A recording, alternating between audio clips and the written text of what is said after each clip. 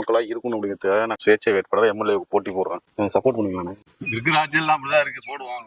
நாட்டுக்காக வளர்க்கிற பொது நலம் மனுஷனுக்கு தேவையானது மனசாட்சி. அது உங்ககிட்ட இருக்கு. இப்படிப்பட்ட உங்களை நாட்டுக்காக பயன்படுத்தலாங்கிற எண்ணம் எனக்கு இருக்கு. எலெக்ஷன் ஆரம்பிச்சுட்டா எல்லாம் அடிப்படையா வருவாங்க. எலெக்ஷன் முடிஞ்சு நன்றி சொல்ல கூட வர மாட்டாங்க. ஜனங்களுக்கு எல்லாம் தெரிஞ்சு போச்சுங்க. எனக்கு ஓட்டு கொடுங்க அது கொடுங்கன்னு கேக்குறாங்க.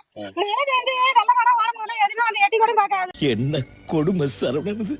ஒரு சுரவழி கிளம்பியதே, சிவதாண்டவம் தொடங்கியதே, சும்மா கிடந்த சங்கை பூத்து விட்டாய், சிவனேன்னு கிடந்தவனை செய்தி விட்டாய். பணத்தின் இதனை எதிர்க்கவும் முடிந்தது யாரு? இவன் உடம்பில் தெருக்கி லட்சிய வெறி. எனக்கு ஓட்டு கொடுங்க அது கொடுங்கன்னு கேக்குறாங்க.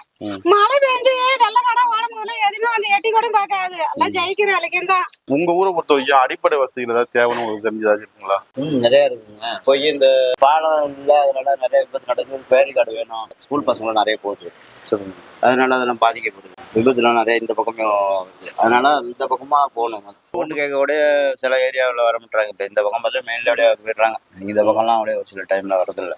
நம்ம ஏரியாவை பொறுத்த வரைக்கும் இங்க அடிப்படை வசதி என்ன குறையா இருக்கு? எதுவுமே இல்லை. ரோடு மட்டும் நீங்க வந்து சரி செட் பண்ணி கொடுத்தாங்க. மண்ணு தருவான், எனக்கு ஓட்டு போட்டு ஜெயிக்க வச்சாங்க போட்டோம் தான். ஆனா அதுக்குள்ள ஒரு ஒப்புதல் சீட்டு கொடுத்தார வந்து அதுக்குள்ள முடியுது வரலையுமே தெரியல. எலெக்ஷன் ஆரம்பிச்சுட்டா எல்லாம் அடிப்படையா வருவாங்க. எலெக்ஷன் முடிஞ்சு நன்றி சொல்ல கூட வர மாட்டாங்க. முந்தா நாள் நடந்த ஒரு ஆக்சிடென்ட்டுக்கு இவ்வளவு பிரச்சனை, மக்கள் எல்லாருமே போய் அங்கதான் பிரச்சனை பண்ணிட்டு இருந்தாங்க. ஏன்னா ஹைவே அதுக்கு ஒரு முற்றுப்புள்ளி வைக்கணும். வர 2026 எலெக்ஷன்ல எம்எல்ஏ நிக்கிறேன், சுயேட்சை வேட்பாளரா மக்கள்ல ஒரு ஆளா நிக்கிறேன். எனக்கு நீங்க சப்போர்ட் பண்ணுவீங்கண்ணே?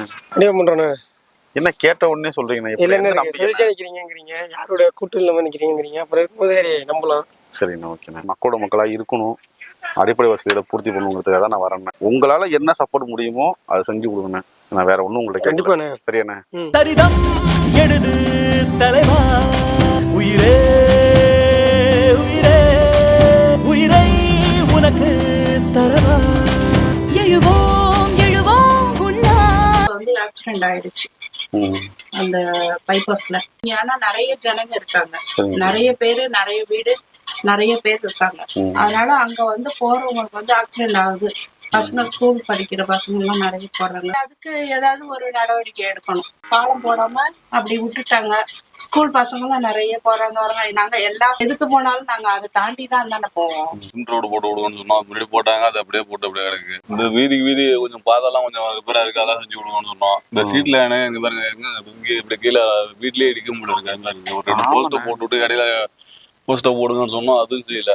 அதுமே வர்றது எங்க ஓட்டு கேட்கறது வந்ததோட சரி. எங்க எம்எல்ஏ அவங்க வந்து ஓட்டு கேட்க வந்ததோட சரிங்க, அதுக்கப்புறம் வரல. நானும் உங்க கூட ஓட்டு போட்டு வந்தேன். நானும் இந்த மாதிரி விஷயத்தால தானே நான் வரணும்னு ஆசைப்படுறேன். மக்களோட மக்களா இருக்கணும் அப்படிங்கிறதுக்காக நான் சுயேட்சை வேட்பாளர் எம்எல்ஏவுக்கு போட்டி போடுறேன்.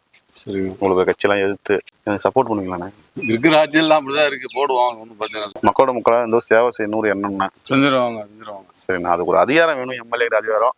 அதை நான் மக்களாகி உங்கள்கிட்டயே கேட்கறேன், வேற ஒன்றும் இல்லை. செஞ்சிருவாங்க, போட்டு வராங்க. சரிண்ணா, செஞ்சிடறாங்க. ரொம்ப நன்றிண்ணே.